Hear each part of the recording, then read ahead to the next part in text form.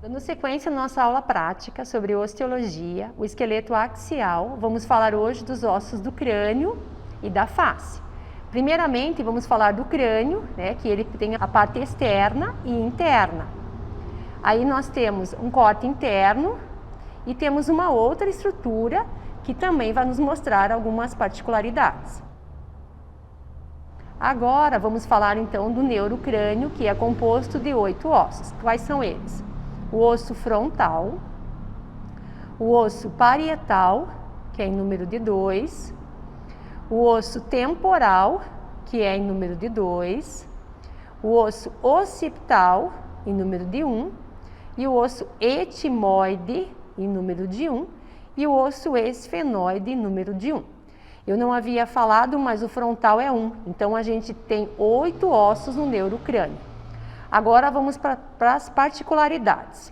Então, internamente, à base do crânio, nós temos o osso esfenoide, que nós encontramos então a cela turca, a fossa hipofisária, que ela abriga a glândula hipófise e dorso da cela. Depois temos a asa menor, a asa maior, fissura orbital superior. Temos o processo clinoide anterior, o processo clinoide posterior, o processo pterigoide, a lâmina medial. Vamos ter que virar a peça agora para mostrar para vocês, só um pouquinho. E depois temos o processo pterigoide, a lâmina lateral. E o âmago pterigoide. Agora vamos ver o osso etimoide. Só um minuto, vamos ter que virar a peça novamente. Vamos falar então, o etimoide forma o septo nasal, as conchas nasais superiores e médias e a parte medial da órbita. Então, temos a lâmina crivosa ou cribiforme, onde passam ramos do nervo olfatório. A crista etimoidal ou crista galli, que ela lembra uma crista de galo. Temos a lâmina perpendicular. A concha nasal superior e concha nasal média, vamos para uma outra peça. Concha nasal superior e concha nasal média. Agora vamos ter que voltar, então, anteriormente, e ver o osso frontal, que é aquele osso em número de 1. Que é o osso da nossa, literalmente, da nossa testa. O que nós temos nele? A glabela, que é a região entre as sobrancelhas. Temos o násio, que é um ponto de intersecção entre as suturas frontonasal e internasal. Temos a margem supraorbital. E o arco superciliar, que é o de expressão de arqueamento das sobrancelhas. Agora nós vamos ver nas duas laterais o osso temporal. Vamos ter que ajeitar a nossa peça então. O que nós temos no osso temporal? Nós temos o processo mastoide, ele lembra um formato de uma mama, por isso que ele tem esse nome. O processo estiloide, que ele lembra a forma de uma estaca, por isso que é o nome dele. O processo zigomático e a fossa mandibular. Ainda vamos encontrar no temporal o meato acústico externo, que é a abertura externa da orelha, por onde entram as ondas sonoras até alcançar a membrana timpânica. E para encerrarmos então essa aula, temos posteriormente o osso occipital, que é a parte de trás, Temos o forame magno, os côndilos occipitais, serve como superfícies articulares junto com a primeira vértebra cervical, a chamada atlas, então chamada de aclanto occipital. E o crivo, que lembra um escorregador. Vamos falar dos ossos do víscero crânio, que são os ossos da face, número de 14 ossos.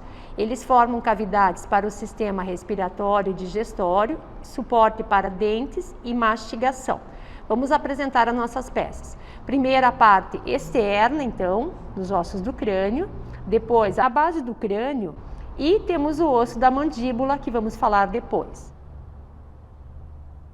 Vamos voltar então para falar dos ossos do víscero crânio. São o osso lacrimal, em número de 2, o osso nasal, em número de 2, o osso vômer, em número de 1, osso maxila, em número de 2, osso mandíbula, em número de 1, osso zigomático, em número de 2, osso concha nasal inferior, em número de 2, e osso palatino, em número de 2, que vamos ver em outra peça.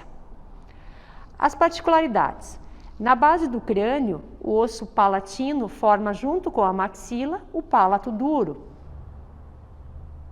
Temos nessa peça a espinha nasal posterior. Anteriormente, vamos falar agora da órbita, onde ficam os glóbulos oculares.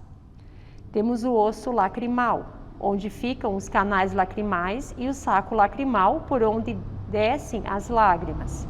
O osso maxila, onde se prendem os dentes superiores e também formam a abertura piriforme do nariz. Temos o processo palatino, o processo alveolar, o processo zigomático e a espinha nasal anterior. O osso vômer forma a parte inferior do septo nasal. O osso zigomático formam as maçãs do rosto.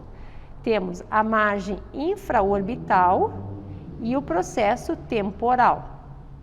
E inferiormente, vamos ver agora então a mandíbula, o osso mandíbula, onde se prendem os dentes inferiores.